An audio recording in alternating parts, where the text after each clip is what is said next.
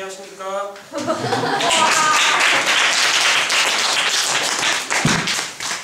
저번에 네모 사회 설명서를 여러분들에게 그 인체에 대해서 이제 설명했었던 조희원인데요.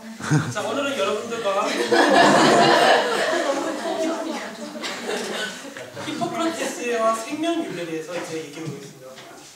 히포크라테스는 이제 고대 그리스의 이제 되게 유명한 의사인데, 이제 이 의사 이게 아무래도 여러분 히포크라테스는 가장 먼저 떠오르는 게 뭐예요? 선서. 예, 선서입니다. 여러분 이제 이 내용은 히포크라테스의 말에 붙었듯이 히포크라테스 선서와 관련된 생명윤리, 그리고 의사가 이제 현재 어떤 생명윤리와 그 문제성을 가지고 있는지 그에 대해서 이제 토론할 얘기인데요. 저희들 이제 생명윤리가 중요한 이유는 의사에게 있어서는 생명윤리는 단순히 이제 지켜야 된다는 규범이 되는 게 아니라 이게 치료하는 과정, 그리고 그 결과, 그리고 그 원인, 그 치료하는 하게 된 원인 이런 것들이 도덕적으로 올바르지 않으면은 그것이 제대로 된 치료라고 할 수 없기 때문에 생명윤리를 반드시 의사는 지켜야만 합니다.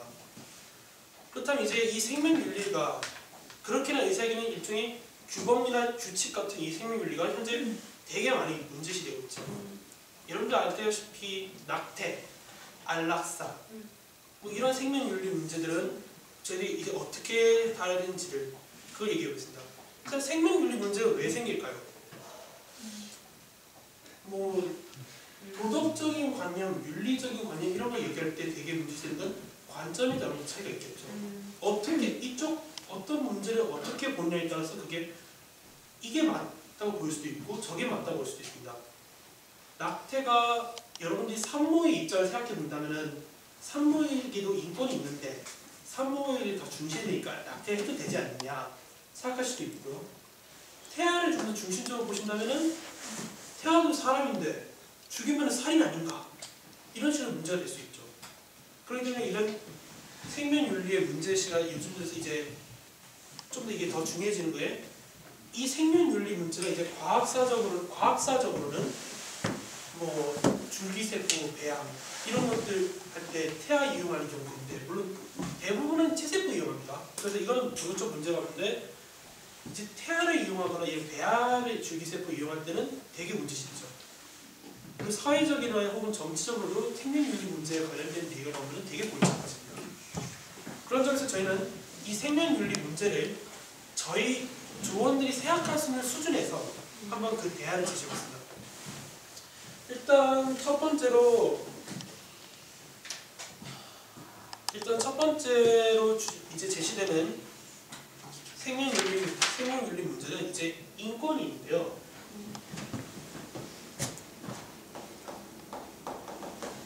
인권이 갑자기 왜 나오냐? 인간으로서 갖게 되는 인권이란 여러분들 알다시피 인간이라면 누구나 갖게 되는 권리, 자격, 혹은 권한이나 뭐 의무 이런 것들 얘기하죠. 근데 인권이 여기서 생명윤리에 왜 나오느냐? 인권이 있는 자, 그리고 도덕적 의무, 도덕적인 그런 지위가 있는 자들은 이 기준이 명확하지 않으면 낙태나 죽음의 판정을 제대로 할 수가 없어요. 태아를 어느 수준까지는 인간으로 보느냐? 사람이 죽는 사람은 뇌사, 식물인간은 이 사람들도 이미 죽은 사람을 보느냐, 산 사람을 보느냐? 이거에 대한 논리는 그 아직까지도 끊임없이 이어지고 있거든요.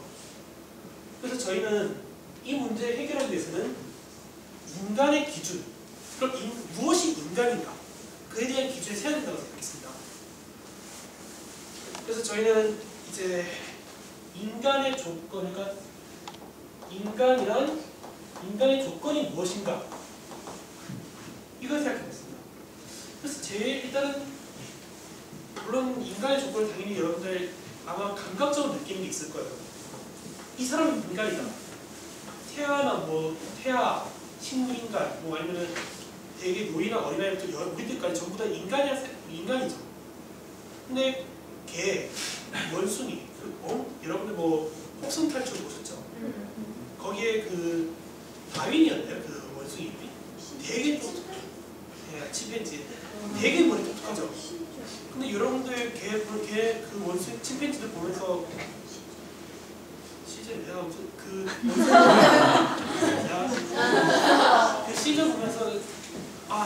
인간인가라고 느끼는 사람이 있어요? 별로 없죠. 지식은 높고 지적으로 능력은 높고 언어도 어느 정도 이해하고 하는데 우리 인간이라고는 본능적으로 안 느껴요. 왜냐? 우리들은 어떤 존재의 대상에 대해서 인간인가 아닌가 그 도덕적인 지위를 감각적으로 본능적으로 느끼고 있어요. 근데 이거에 대한 기준은 주관적이지 객관적이지 않고 좀 애매모호하죠. 그래서 저희들은 이거에 대한 최대한 객관적으로 나타내겠습니다. 인간으로서의 조건은 첫 번째로 신체적 조건. 신체적 조건을 뭘 충족해야 되냐? 저희는 이제 신체, 정신 이런 걸 정신과 신체 이 두 가지를 하는데요. 가장 중요한 인간 조건이 이제 최소한의 신체적 능력, 최소한의 정신적 능력의 인간의 그 조건을 봤습니다. 신체의 경우에는 기계, 약물의 도움을 포함한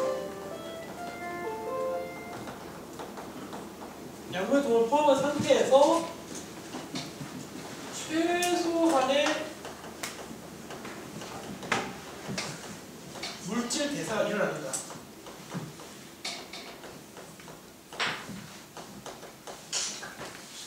이게 신체적 능력, 이게 신체적인 능력의 최소한으로 봤습니다. 두 번째,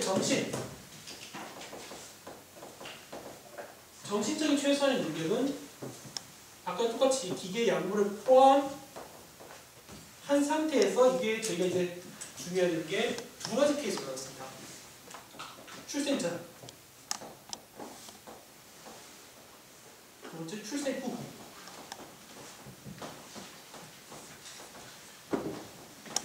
출생 후를 인간으로 하는 게 되게 좀 출생 전에 인간으로 생각하는 문제되는 게 어느 태아를 어느 시점을 인간으로 보고 어느 시점을 이제 그냥 세포 덩어리로 보니까 저희들은 현재 되게 보편적으로 알려진 뇌 형성의 이유를 봤습니다. 뇌 형성을 중요시했습니다. 일단 정신이라는 거는 주체적으로 뇌에 중추에서 하는 거기 때문에 뇌가 있느냐 없느냐 그거를 일단 최소한 태아 상태에서는 최소한의 정신적 능력을 봤습니다. 두 번째 이제 출생 후에는 세 가지 조건을 충족해야 했습니다. 첫 번째, 뇌파. 뇌에 지속적으로 뇌파가 있는가. 두 번째, 최소한의 반사가 있는가. 여기서의 최소한의 반사는 생명활동을 위한 겁니다. 여러분들 숨 쉬고 심장 뛰고 피 흐르고 이런 것들이 최소한 여러분들이 원해서 하는 거 아니잖아요. 네. 자연스럽게 되는 거잖아요. 그러니까 그런 최소한의 반사 활동이 있는가. 그리고 세 번째, 이게 저희는 동물과 인간을 나누는 기준을 생각했습니다. 자아 인식의 잠재성 또는 능력이 있는가. 스스로가 생각하고 내가 누구인지를 말할 수 있거나 인지할 수 있는가. 저는 이게 가장 동물하고 인간하고의 가장 큰 차이라고 생각했습니다. 그리고 이제 세 번째 케이스, 예외. 이거는 3번 이 조항을 가진 존재들. 그러니까 3번에 이제 잠재성의 능력이 있다고 생각했던 존재들은 참고로 잠재성이라고 표현한 이유는 아기들은 태어난 지 몇 개월 전까지는 자신과 타인을 구별을 못하거든요. 그래서 그 점이 고려해서 잠재성이라는 겁니다.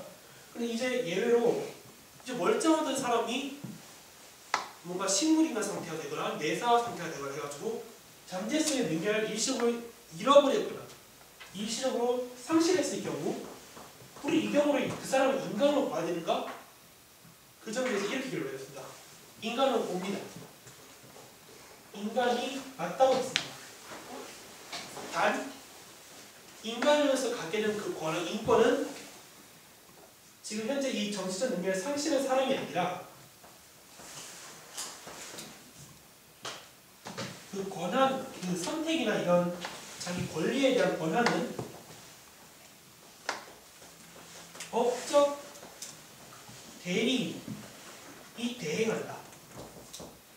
법적 대리인에 대해서 이 사람의 그 뭐 경제적이나 이런 것들 문제를 이 사람이 대신한다.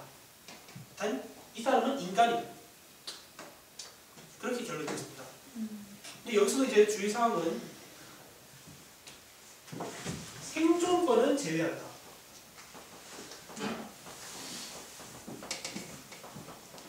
즉 여러분들이 그러니까 어떤 식물인간 상태, 내성 상태의 사람이 가진 생존권은 함부로 이 법적 대리에 행사하지 못한다.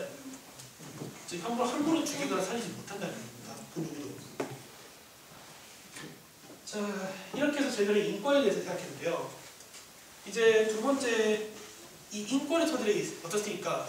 가장 복잡한 문제 두 가지가 있습니다. 낙태와 안락사.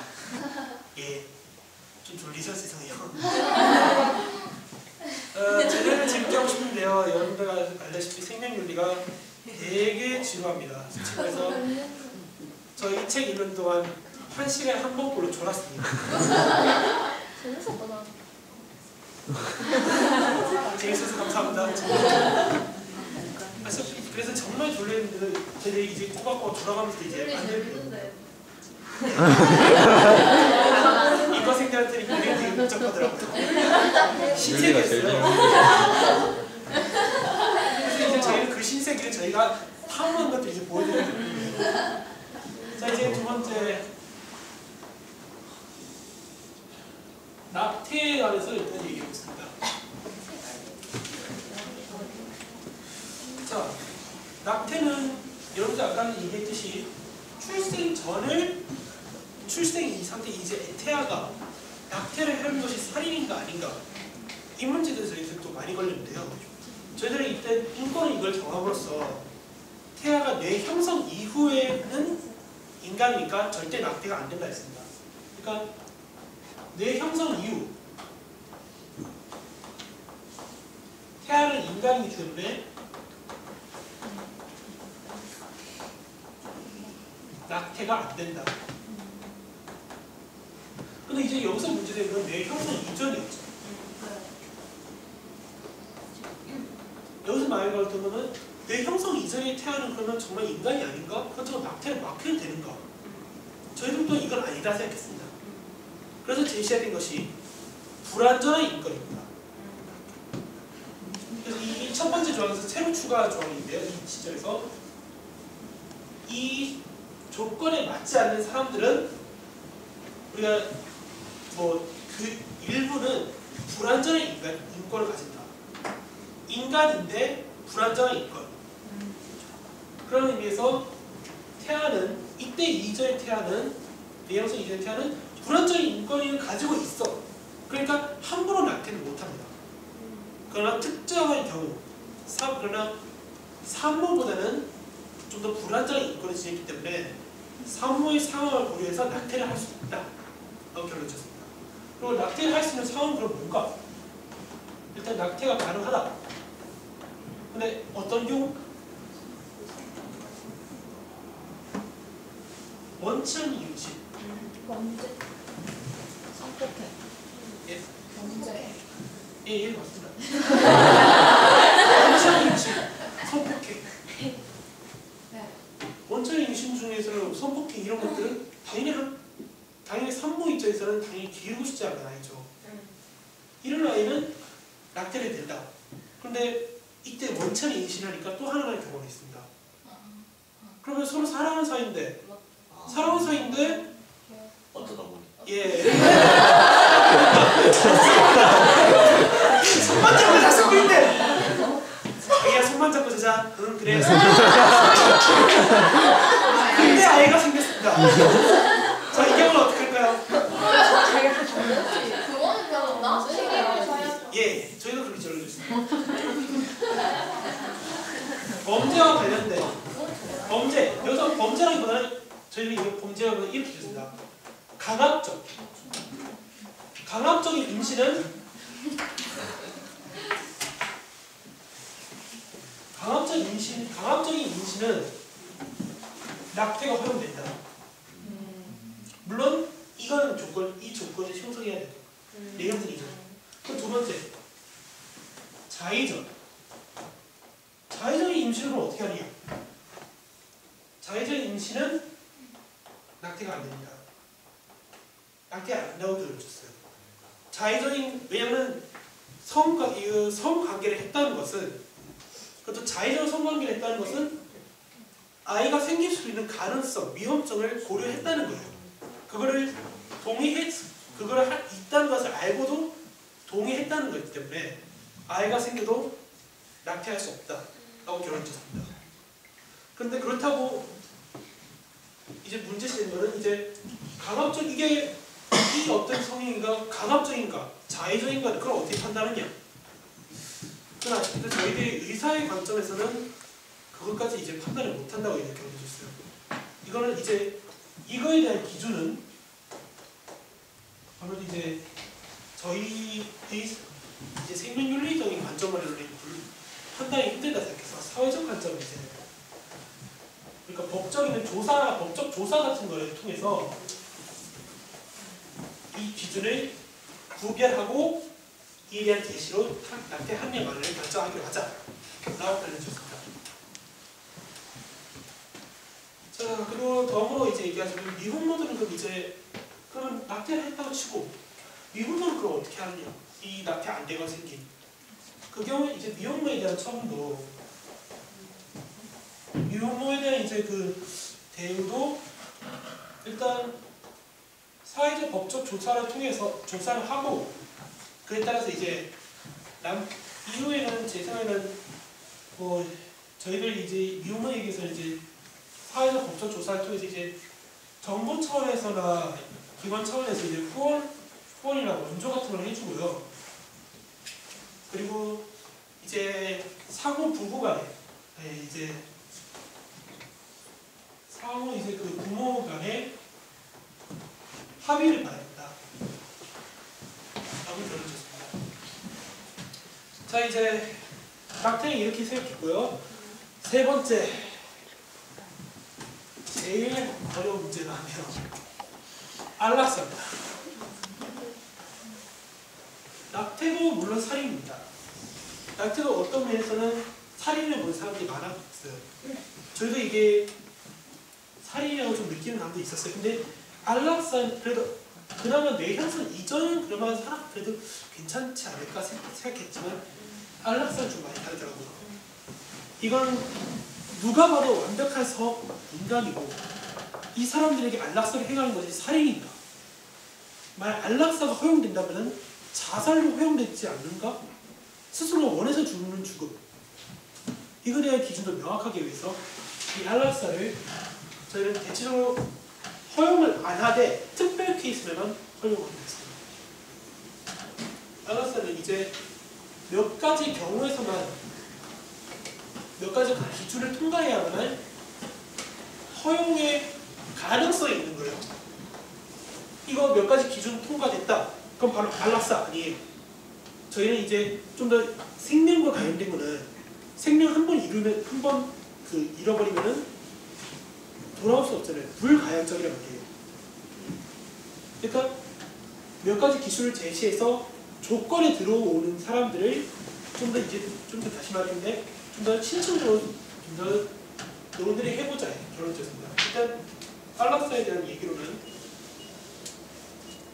이 몇 가지 기준으로 이제 첫 번째 일상생활이 가능한가? 일상생활이 불가능할 정도로 고통을 받고 있는 경우, 예를 들면 정말 엄청 온몸에 암세포가 퍼져 정말 죽기 직전의 사람, 혹은 불치의 병에 걸려서 엄청난 고통이 느끼는 사람, 또 이건 좀 다른 차원의 고통인데 움직일 수 없기 때문에 느끼는 고통. 감각이 네? 예, 그런 면이요. 몸이 고통도 감각도 안 느껴지지만 움직일 수 없기 때문에 느껴지는 고통. 이런 것 단순히 순수하게 우리가 하는 일이나 찌르거나 때리거나 하는 그런 우리가 쉽게 공감하는데 움직이지 못하기 때문에 느끼는 고통이 어떻게 되는가라는 그런 기준이 있었거든요.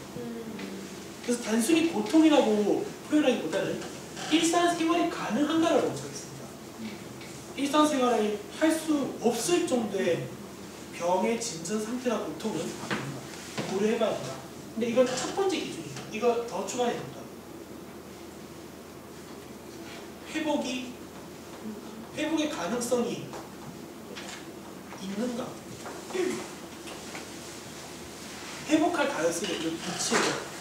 너무나도 치명적인, 너무나도 병이 진전돼서 더 이상 회복이 안 된다라고 판정되는 경우, 더 이상 회생의 가능성이 없다면은 이제 안락사를 고려해 봐야 된다라고 말해줬습니다. 그리고 세 번째는 그래도 회복은 그래도 뭐 엄청 아프고 회복도 불가능하지만 그래도 살고 싶다면은 살아야죠. 즉 환자가 원하는 거. 의사. 예. 환자가 원하는 거. 이 경우에서는 저희들은 3자 동의가 필요하다고 생각했습니다. 환자, 법정 예. 법적 대리인인데 대리인. 여기서 법적 대리인은 여기서 또 법적 대리인 누구를 칭하는가에 대한 문제가 있었거든요. 법적 대리인이라 했는데 정신적인 문제가 있는 존재, 정신적으로 문제가 있거나 혹은 약간 저희가 신뢰하지 못할 대상이면 어떻게 하는가. 생명과 직결된 거는 법적으로 한번 아무리 법적으로도 함부로 정하기 좀 그렇잖아요. 그래서 정한 것이 두 가지 케이스로 이제 법적 그리고 지정 대리인. 법적 대리인은 여러분들이 흔히 알듯이 이제 위에 법적 대리인은 부모들이죠. 그런 것처럼 법적으로 이제 표현된 이제 정해진 대리인이나 지정. 법적 대리인이 의사의 판단에 법적 대리인이 신뢰 못하다, 신뢰하는 대상이 아니다라고 판단된 경우 환자가 지정한다. 환자가 이제 대리인으로서 자격이 있다고 여겨지는 사람을 지정하고 검토해서 이 지정 대리인의 허락이 있습니다. 물론 이제 환자가 의사 결정 능력이 없으면은 법적 대리인을 자동으로 갑니다. 그리고 세 번째가 의사입니다. 근데 여기서 의사는 개인이 아니에요. 위원회, 즉 단체의 동의가 있어야 됩니다. 이 환자가 안락사가 필요한가? 라고 개인 혼자서가 아닌 일종의 안락사 위원회 이런 것처럼 단체가 이 환자에 대해서 판단하고 결정하는 게 있어요. 물론 이제 위원회는 어떻게 구성할 건가, 누구를 어떤 기준으로 구성할 건가는 아직 명확하게 제시를 못해서 추후에 좀 더 생각해 보겠고요. 이제 이 세 가지가 동의가 되어야만이 안락사가 가능하다. 또 다른 이제 근데 이 세 번째 문제에서 이제 제시되는 또 다른 이제 문제점은 환자가 의사를 결정 못할 경우, 식물인간 상태, 내사 상태 이런 사람들은 환자들이 결정 능력이 없잖아요. 그럼 이 상태에서 어떻게 되는가? 또는 법적 대리인이 아예 존재하지 않는 경우, 그런 경우는 어떻게 해야 되는가를 이제 의사 결정 능력이 없는 사례를 이제 살펴봐야 되는데요.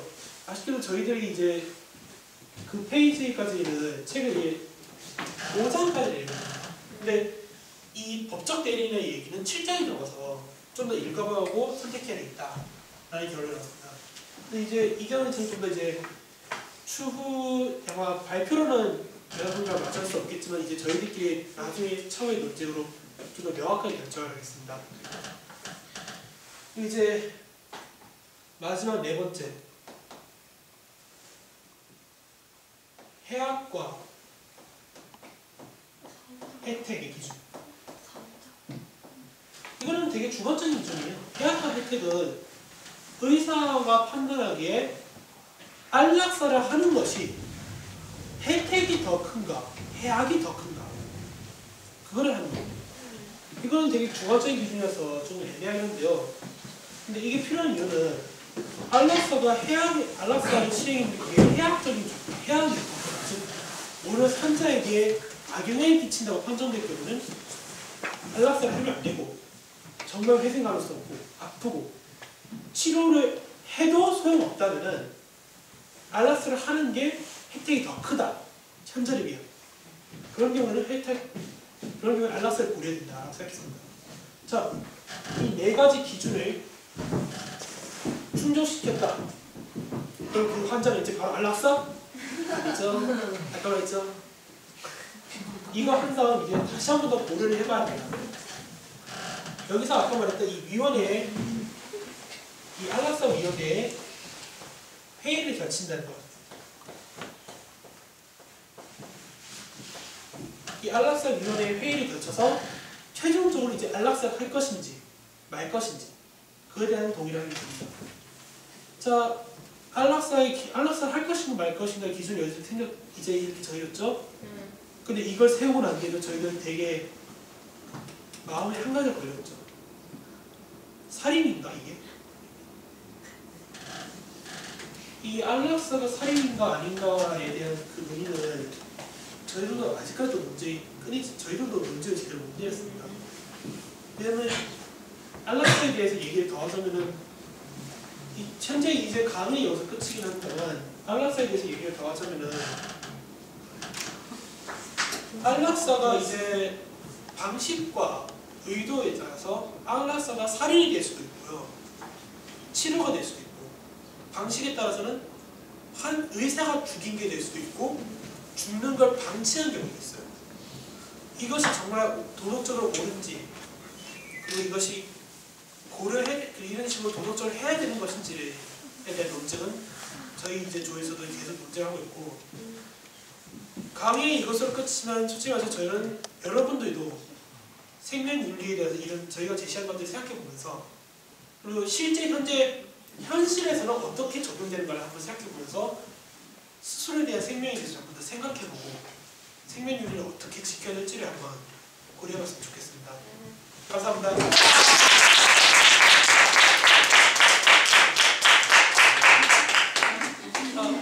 혹시 질문 있으시면 생명윤리면 되게 질문 많겠죠.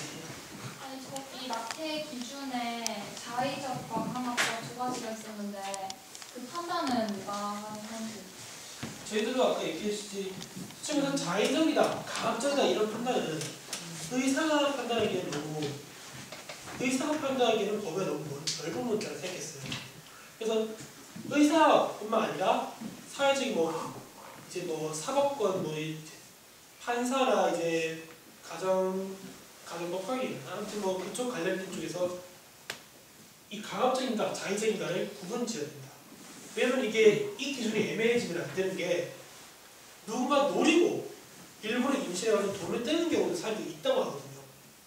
그렇기 때문에 정확하게 강압적인지 자의적인지 만약 자의적이라면 그것이 범죄를 위한 용도인지 진짜 우발적인 것인지 그걸 대한 기준을 명확히 해야 된다 라고 생각했습니다. 추가로 또 질문 있으신 분들? 예. 그 안락사 쪽에서 혹시 환자가 너무 고통스러운데 자기는 살고 싶다고 하고 부모님이나 의사 측에서는 안락사를 판정을 해야겠다고 하면 그때는 환자를 어떻게 해야 돼요? 그 경우에 대해서는 저희가 추가로 이제 사실 여기 네 번째 편이 있었어요. 근데 이게 좀 많이 길어질 거라 생각하고 저희 개인적으로 의사의 행동 수칙에 대한 얘기라서요. 개인적으로 추가시키지 않았거든요. 근데 이제 뭐냐면요. 일반적으로 의사